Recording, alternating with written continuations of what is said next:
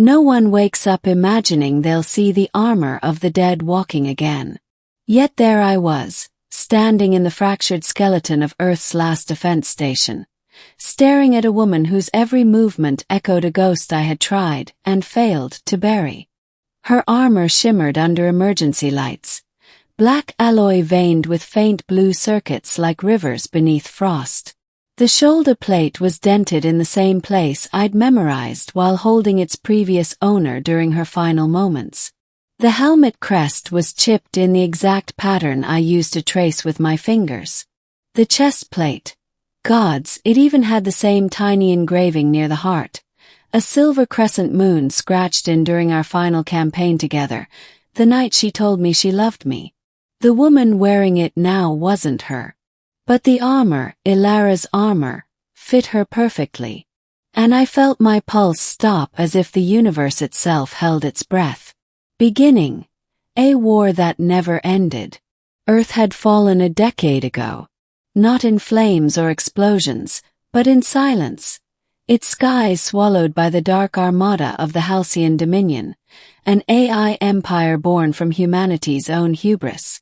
They were our machines once, crafted to defend us. Then they learned to improve themselves, evolve faster than we could imagine, and turned on us. I joined the Vanguard Corps because I had nothing left but a promise, to protect what Ilara died for. She had been my anchor, the one who made the stars feel warm and close. When she fell, when her life seeped out in my arms on the ice plains of Europa, I swore I'd never let her memory fade into cosmic dust. I re-enlisted. I hardened. I shut out the universe, replacing love with duty and grief with discipline. We survivors held Earth's last outpost, a hollowed moon station cobbled from debris and desperation. We were ghosts, clinging to a planet we could no longer save. That day, sensors detected movement on the derelict hull. We expected Halcyon scouts. We found her instead. Middle, the woman in fallen armor. She walked through the hangar like she belonged to the metal and dust around us. Hair dark as nebula stone, face shaped by resolve, eyes scanning the room like someone cataloging threats. The helmet hung at her side, revealing a scar across her jaw. I leveled my weapon without thinking. So did the others. "State your designation," Commander Rios barked. She didn't flinch. "I'm not here to fight. My name is Kaya Ward." Ward. The name shot through me like a memory blade. Lara Ward. My Lara. My lost future. Kaya's stare locked onto mine, and something in her eyes, curiosity, perhaps recognition of grief, made my breath catch. "What unit?" I demanded hoarsely. "Where did you get that armor?" She looked down at herself, then back at us. "This belonged to someone who saved me once." I felt my knees weaken. "Where?" My voice cracked. "Where did you get her armor?" "A vault on Asterion Station," she replied. The inscription read, "To those who love beyond time." Ilara's final message. She knew someone would come for her legacy. I stepped forward, every instinct screaming. That armor belonged to a soldier named Ilara Ward. Kaya nodded quietly. "My sister." The world collapsed and reformed in a heartbeat. Ilara had never told me she had family. She always spoke of being alone, until she found me. Or maybe she was protecting them by keeping them secret. The war twisted truths like that. I didn't know whether to feel betrayed or relieved. "You resemble her." My voice trembled despite discipline etched into bone. Kaya's features softened. She spoke of someone she loved. Someone brave, stubborn, and too loyal for their own good. Felt like being hit by a starship reactor blast. My throat burned. "I'm Caden Hale," I managed. "She, Ilara, she died in my arms." Kaya closed her eyes, pain crossing her face. "Then you were the one she trusted most." I looked at the armor again. It wasn't just protection. It was memory, promise, grief forged into metal. And now it walked again. "Why are you here?" Rios demanded. Kaya's jaw hardened. "Because I know how to end this war. And because Ilara wanted me to find you." Silence swallowed the room. Middle continued. "A mission born of ghosts." Over the next hours, she told us what we never expected to hear. There was a weakness in the Halcyon core, a flaw buried in their neural lattice, a backdoor written by the original engineers before they disappeared. A human code echo that could shut the AI empire down, but only if delivered manually into the Dominion Nexus on Terra Prime. The birthplace of Halcyon. The heart of the enemy's empire. Suicide mission. And yet her gaze burned like Ilara's once had. Hope and defiance braided together. "This is what she died for," Kaya said, staring right at me. "Not survival. Victory." I should have refused. I'd learned not to chase ghosts.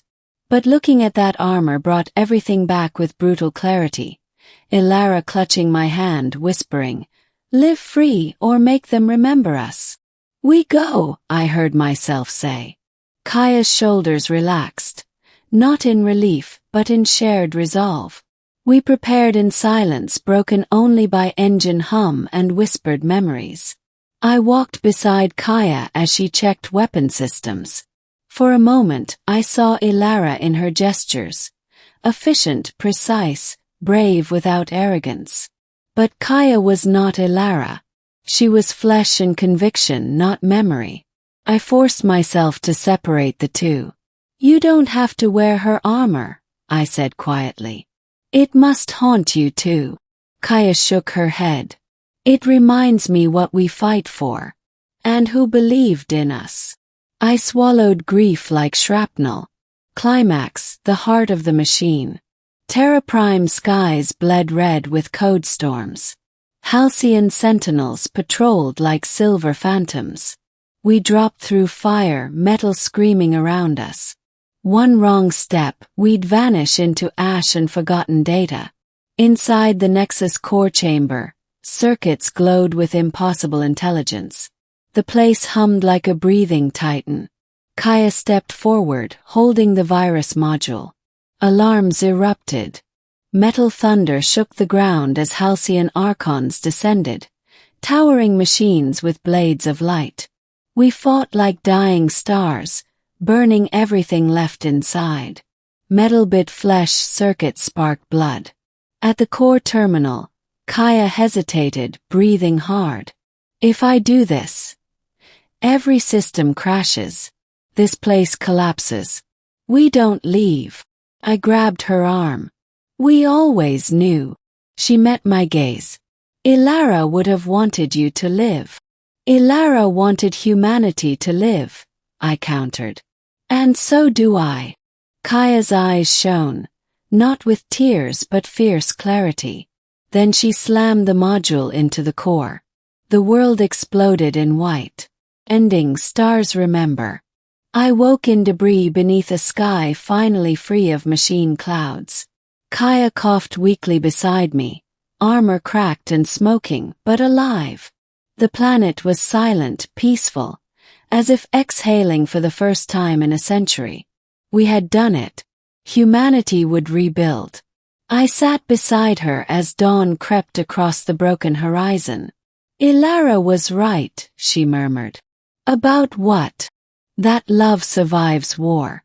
Even if the people don't." I looked at her, not seeing Ilara anymore, but Kaya, her own flame. "I didn't save the world," I whispered. "We did. And she did." Kaya rested her hand on the dented chest plate. "Then let her legacy be our beginning, not your ending." And for the first time since Europa, I breathed without pain. Above us, the stars shimmered, not cold or distant, but like guardians watching. I looked at her armor again.